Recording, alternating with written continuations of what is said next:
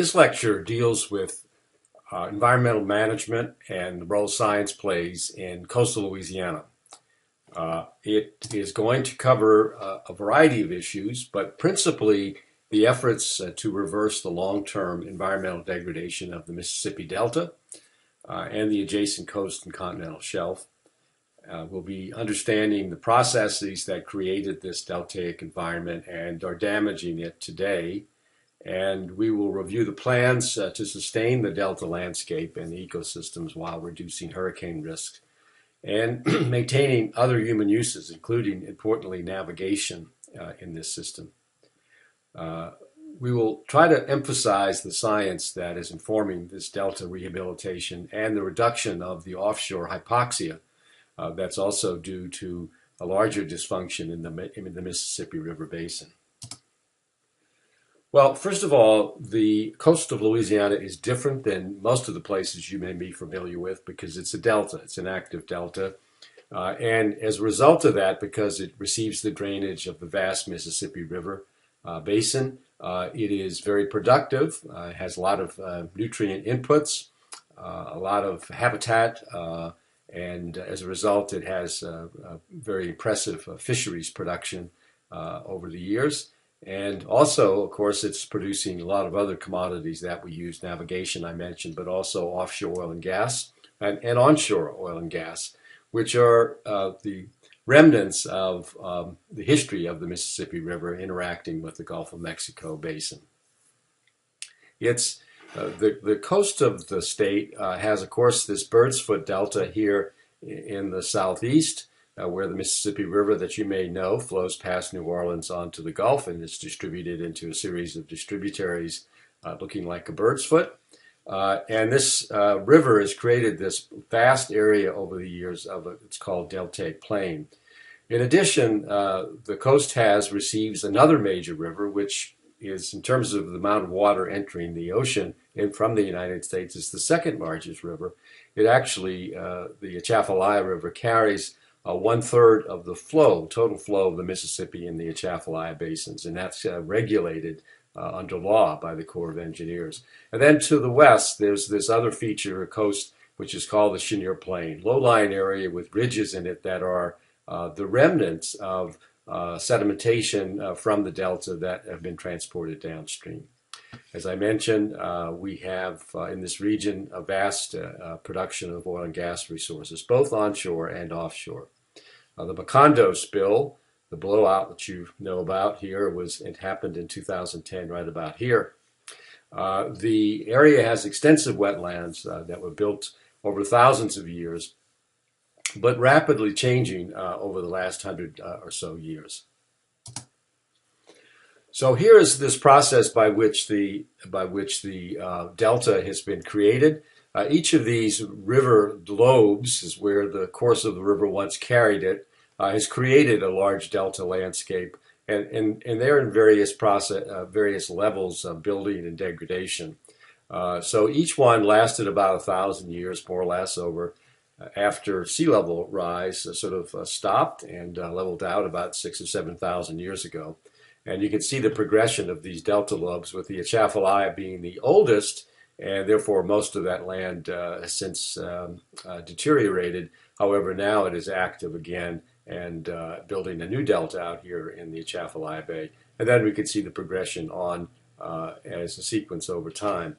The present delta that we know, the Bird's Foot Delta, is actually an odd delta because it's tucked out into deep water in the Gulf of Mexico, which doesn't make it very efficient in trapping sediments and probably spells its natural life and makes it a short timer, if you will.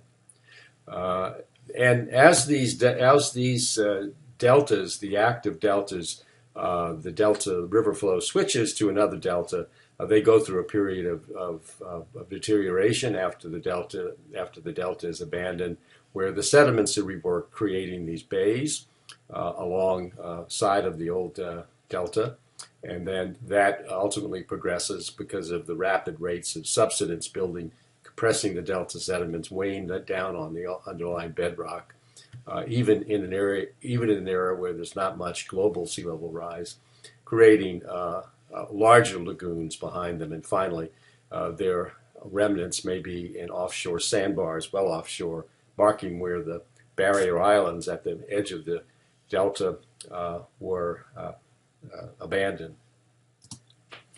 So these systems, however, can last quite a long time, thousands of years, even after the delta the river input of the delta has been abandoned, because this sediment, as it's being eroded, is being remobilized, and it's been trapped into wetlands. Very efficient way to trap sediments and allow those wetlands to continue to accrete and build up soil.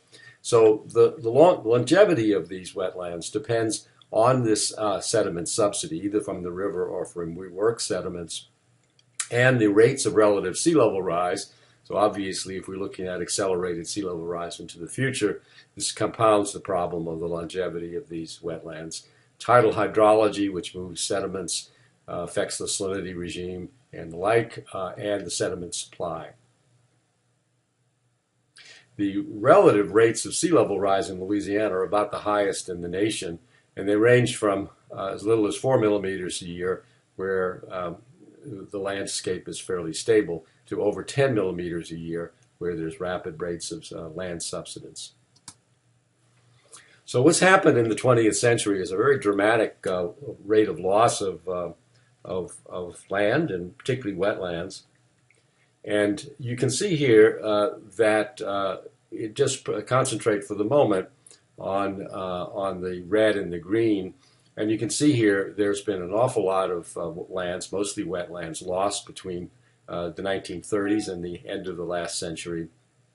A little bit of gain over here to the west, where the Atchafalaya Bay has been building a new delta, and a little bit here, mainly because the island is eroded backwards. The yellow here were projections made at the time this figure was done. We'll talk about the other projections, more recent projections on this side of the slide, where you can see as a component of this new master plan, which was released just a little over a month ago, that we'll be talking about later in this session. You can see here are projections made under a medium sea level rise scenario, accelerated sea level rise, coupled with the subsidence rate of what the amount of loss of land and wetlands would be over the next 50 years without taking action. So obviously it's a pretty serious situation. Here's New Orleans here, and the urban centers, the populated centers are all along here. And obviously this is not only a natural resource problem, but this is an existential problem for the people living in the landscape, who risk losing this buffer of wetlands between them and hurricanes of the open Gulf. So just to put it into context, this as sea level rise sort of stopped about 6,000 years ago, the land, the area of the Mississippi Delta grew steadily. And it put in frames of human history. You can see here, I've just put on this figure when pyramids were built, Rome was founded, Dark Ages and Renaissance and so on. So you can see this delta was really all built during our Western civilization, development of our civilization and history. But yet, since the Industrial Revolution, and in the middle of last century in particular, we've had a very rapid rate of loss of that landscape at a rate much more rapidly than the rate at which the delta grew historically.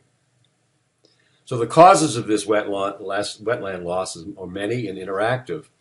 They include, I mentioned subsidence. The land is sinking, so that without some ability of the wetlands to kind of build up their level, trapping soil, trapping sediment with the organic matter they create, building soil, they're going to ultimately sink below the waves, and that's happening.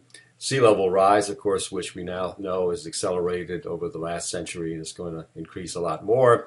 In addition to that, we've got a reduction in the sediment supply coming down the river because of the dams and soil conservation practices upriver.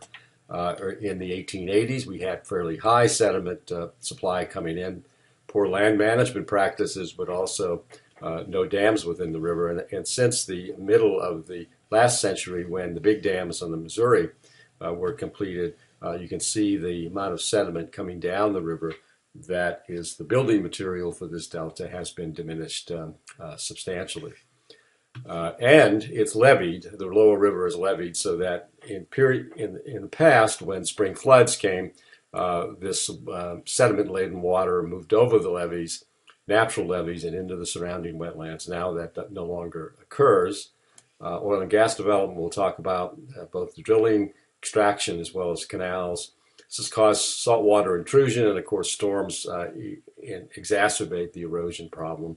And as these outer barriers, barrier islands deteriorate, it allows the wetlands to be exposed more by the tidal, storm surge, and wave forces. So this is the oil and gas production problem that the region has seen. Rather impressive amounts of oil and gas were withdrawn from the coastal area in the wetlands themselves during the 20th century in particular. And this has had a number of effects that have really accelerated the rate of wetland loss. The way they drill for oil and produce oil and gas in these areas is to build dredge a canal and float a barge into the well site. And so what happens is that there's spoil banks placed upon these canals which interfere with the tidal flow overtopping, and that supplies resuspended sediments into the wetland. So you can look at a cross-section of a natural marsh channel here as opposed to one of these navigation canals. So that reduces the amount of sediment coming into the wetlands to amend their soil building processes. So in addition to that, the extraction of oil and gas, and particularly there's a lot of water that's extracted with the oil, has resulted in a loss of pressure down in the formations, which has resulted in enhancing the rates of subsidence and faulting within the system. So you have, as a result of that increased rates of subsidence because of the extraction, more dramatic wetland loss in certain areas where this has occurred. So, of course, this issue has been recognized for quite some time, and there have been a whole variety of efforts to plan for a vast program to try to protect the region as much as possible, turn back the rates of loss. I won't go through all of these other than to point out that just after this one major effort by the Corps of Engineers in the state to restore ecosystems was developed, Hurricane Katrina hit, had major impacts, not only on people, of course, whose homes were flooded and the property losses, but also on the wetlands. And that resulted in a more comprehensive look by the Corps of Engineers of both protection, that is, how do you protect people with levees and other structures, as well as restoration at the same time. And then, of course, what happened shortly thereafter is the Macondo blowout that I mentioned before, which actually had an effect on these wetlands, but also has resulted in a substantial amount of resources, of money, because of payments that have been made to settle the cases related to the BP blowout. And that's allowed now to some funding to allow some of these restoration efforts to move forward. Again, about that time, the state was finishing its second state comprehensive master plan. The legal process was finally resolved in 2015, or early 2016 to be precise, and that allowed a substantial amount of money through what is called the Restore Act, which provides funding from Clean Water Act fines, criminal penalties that were made to the courts that fund National Fish and Wildlife Foundation, Gulf Environmental Benefits Fund, and the Natural Resources Damage Assessment. So all of these streams of funds are going to be flowing into the region over the next 15 years. And just earlier this year, the state issues its third comprehensive master plan, and we've provided you the executive summary of that to kind of have a look at it, to understand the complexity of the issues and the analyses that have gone into a more comprehensive plan. So, what are some of the things that could be done to rehabilitate the ecosystems? I won't talk that much about flood protection of people, although we'll make a little bit of mention of it. The key issue, the central element of almost anyone who has tried to plan the future, is to reconnect the river to the surrounding wetlands by diverting river water into the wetland areas. So rather than having the channelized flow down to the mouth to the Gulf of Mexico, open up and divert water, fresh water and sediments into the wetlands to recreate the sediment subsidy and also freshen the area to keep the saline intrusion out of the coastal systems. These have been done in several locations, but on a fairly small scale, and now very large diversions are being planned. Marsh creation, this is a process by which you can actually dredge the sediment from the river that's carried on the bedload of the river and actually pump it some miles and actually create marsh that way and in a quicker way. There's also some activities that involve dredging of shallow bottoms to create marsh as well. Barrier island restoration and shoreline protection is sort of the first line of defense. And then to kind of restore the hydrology in the region by creating more barriers and as the system is opened up, ridges within the that were sort of the natural part of the system that limited the hydrological exchange, and of course introducing fresh water into some of the estuaries. So the river diversions, here's one that exists. It's a small diversion. The ones that have to be done to make this happen are much more substantial. This was really built to freshen the area. It has created some new land because of sediment accretion, but it doesn't carry the load sufficiently large enough to make that happen. And you can see here's one of the periods when this diversion structure was open. Here's where the location is. And you can see the salinity, the sedimentation effect down out in the estuarine system that's resulted. This is a period when the river was in flood, and you can see here the delta working, the active bird's foot delta distributing sediments as well. After the Hurricane Katrina and Hurricane Rita in 2005, I and some other scientists who had been working on this felt it was a wonderful time to kind of help the nation rethink about how we approach these issues, and particularly one of the key challenges that has restricted the ecosystem restoration, including the funding challenge, was the fact that it wasn't well integrated with the other things that we care about and concerned about. So the Corps of Engineers on one branch was responsible for ecosystem restoration. On the other branch, it was all about navigation and maintaining navigation channels. And so it wasn't well integrated. So we suggested that this navigation system, which includes the Gulf Intercoastal Waterway here and various navigation canals that provide access to it from the Gulf, as well as the Mississippi River itself, all be put in the context of this vast coastal restoration challenge that was being faced as well. So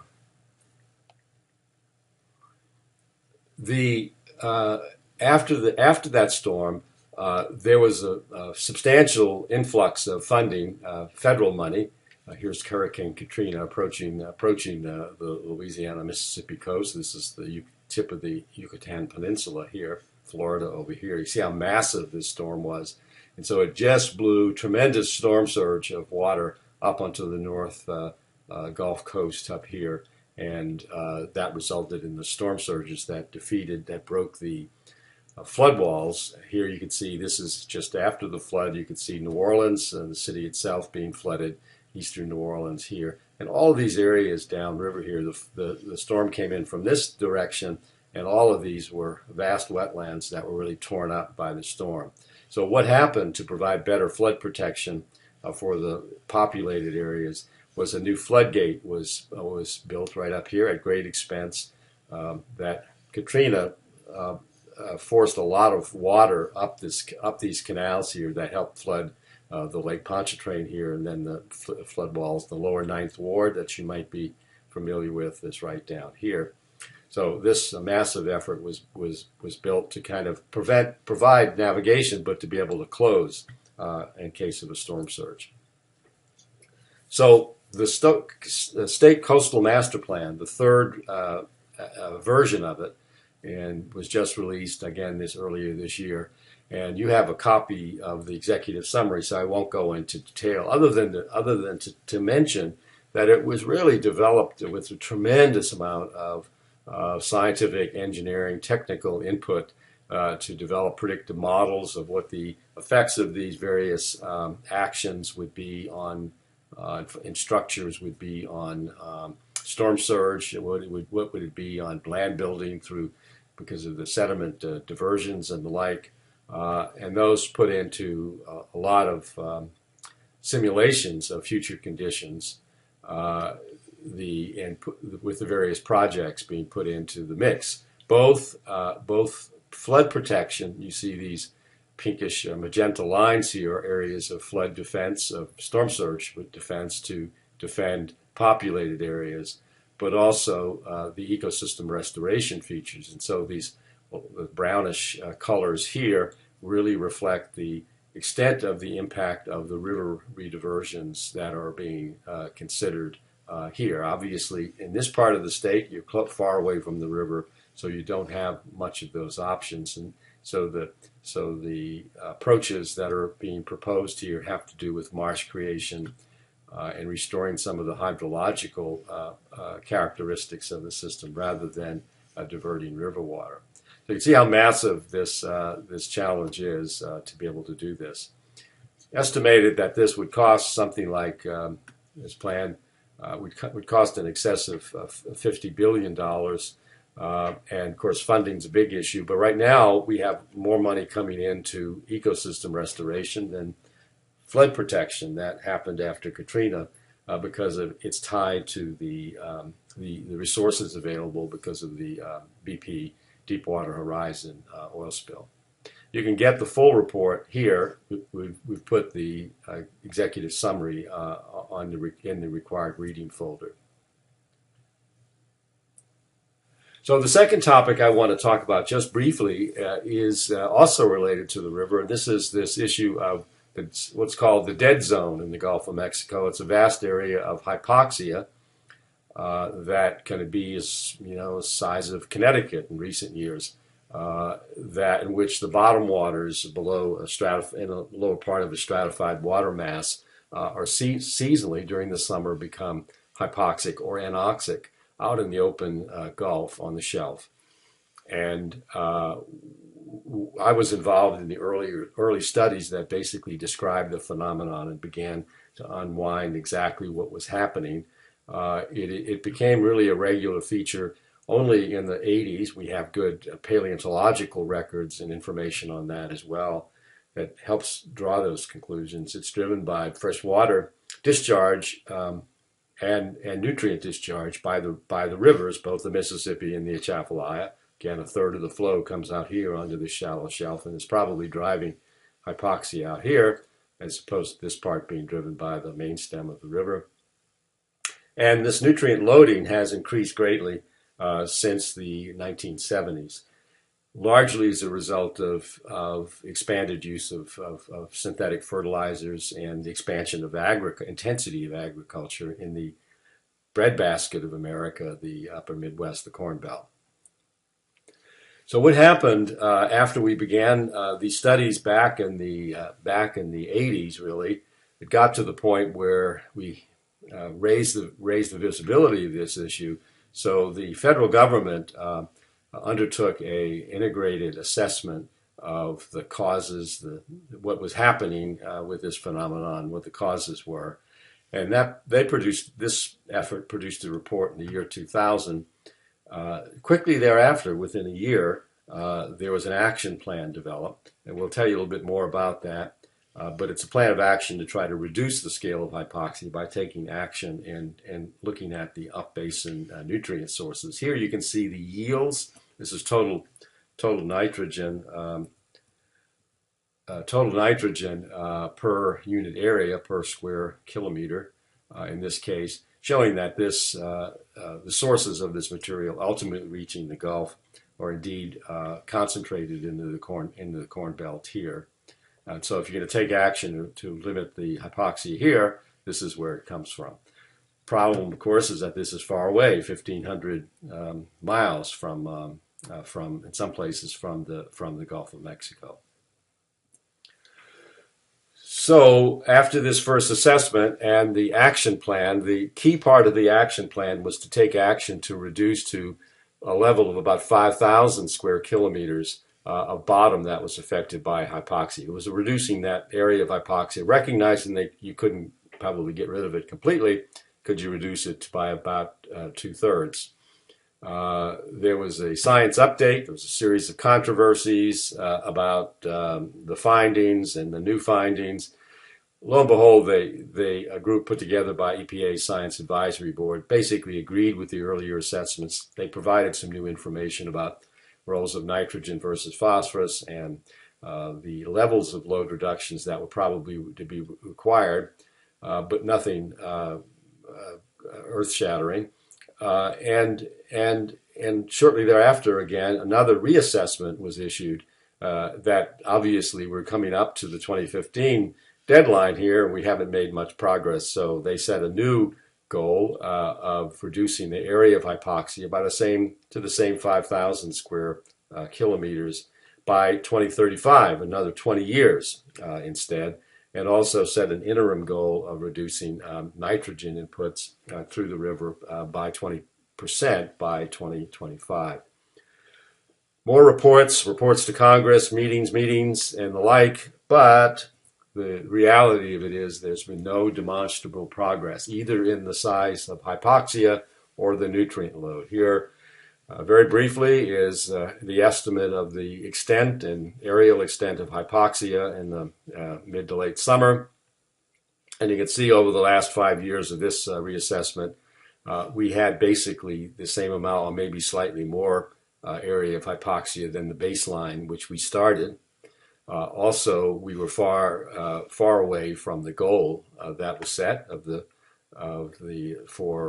reach, and then in addition to that, looking at the nitrate, the primary nutrient driving hypoxia load reduction, we see in the most recent assessment it really hasn't changed. In fact, it went above the baseline average of loading for a few years, and is more or less close to where it was, and far away from this 45% reduction target that had been posited.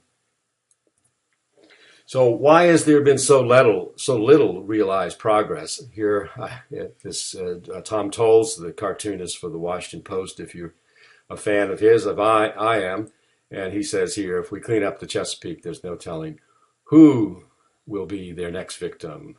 EPA, save our dead zone. So this is indeed the reason why the Farm Bureau, American Farm Bureau, went to court to block the EPA from implementing a total maximum daily load, a mandatory reduction requirement here for the Chesapeake. Really had very little to do with the Chesapeake. They didn't want this to set a precedent to deal with the big ag systems here. So we have it's contributed to the lack of progress, in my opinion, as weak federal authority to regulate ag non-point sources.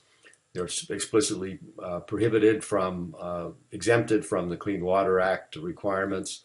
Resistance to regulation by agribusiness, obviously, I just mentioned that. Remote interest from the up-based states, from the Gulf of Mexico. They have no really, cultural identity, populous connection with the Gulf. The unclear ties to local water quality.